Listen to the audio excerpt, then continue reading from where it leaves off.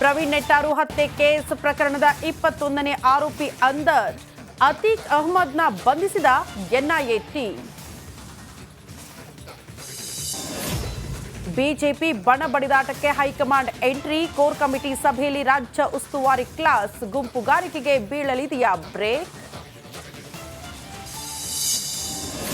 Bale ಮೇಲೆ release ಆದರೂ ದರ್ಶನ್ಗೆ ಸಂಕಷ್ಟ. ಶುಕ್ರವಾರ ಸುಪ್ರೀಂನಲ್ಲಿ ಬೇಲ್ ರದ್ದು ಕೋರಿರುವ ಅರ್ಜಿ ವಿಚಾರಣೆ. ಈಗಾಗಲೇ ದೆಹಲಿಗೆ ತೆರಳಿರುವ ಎಸ್ಪಿಪಿ ಪ್ರಸನ್ನಕುಮಾರ್.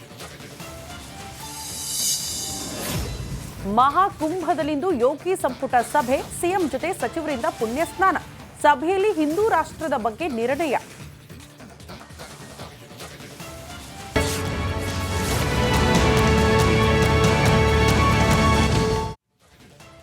ಪ್ರವೀಣ್ ನೆಟ್ಟಾರು ಹತ್ಯೆ ಕೇಸ್ನಲ್ಲಿ ಬಿಗ್ ಅಪ್ಡೇಟ್ ಸಿಗ್ತಾ ಇದೆ. ಪ್ರಮುಖ ಆರೋಪಿ ಅತೀಕ್ ಅಹ್ಮದ್ ನನ್ನ ಎನ್ಐಎ ಅಧಿಕಾರಿಗಳು ಬಂಧಿಸಿದ್ದಾರೆ ಎನ್ನುವುದರ ಡೀಟೇಲ್ ಸಿಗ್ತಾ ಇದೆ.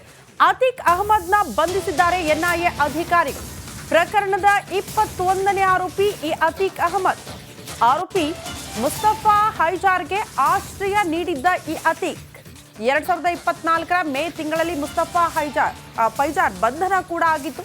ಫೈಜಾರ್ ಬಂಧನ ಆಗೋ ತನಕ ಕೂಡ ಆತನಿಗೆ ಇದೇ ಅತೀಕ್ ಆಶ್ರಯ ಕೊಟ್ಟಿದ್ದ ಅನ್ನುವಂತಹ ವಿಚಾರಕ್ಕೆ ಸಂಬಂಧಪಟ್ಟಂತೆ ಈತನನ್ನ ಕೂಡ ಈಗ ಎನ್ಐಎ ಅಧಿಕಾರಿಗಳು ಬಂಧಿಸಿದ್ದಾರೆ.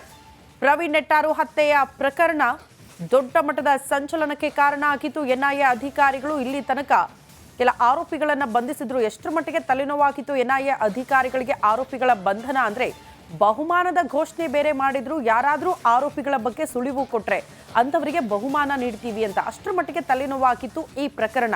ಈಗ ಇದೇ ಪ್ರಕರಣಕ್ಕೆ ಸಂಬಂಧಪಟ್ಟಂತೆ 21ನೇ ಆರೋಪಿಯ ಬಂಧನ ಆಗಿದೆ. ಆತನೇ ಅತೀಕ್ ಅಹ್ಮದ್. ಆರೋಪಿಯ ಆಶ್ರಯ ನೀಡಿದ್ದ ಅನ್ನುವಂತಹ ವಿಚಾರಕ್ಕೆ ಸಂಬಂಧಪಟ್ಟಂತೆ ಈತನ ಬಂಧನ ಆಗಿದೆ.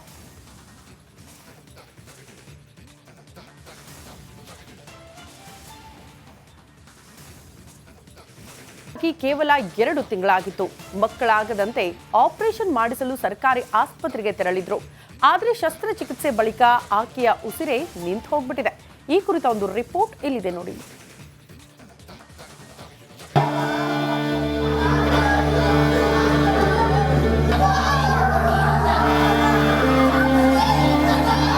ಬಾಣಂತಿಯ ಉಸಿರು ನಿಂತು ಹೋಗಿದೆ.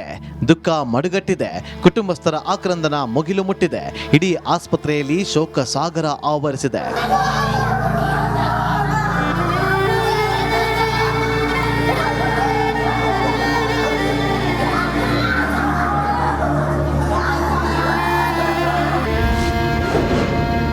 ಶಸ್ತ್ರಚಿಕಿತ್ಸೆ ಬಳಿಕ 2 ತಿಂಗಳ ಬಾಣಂತಿ ಸಾವು.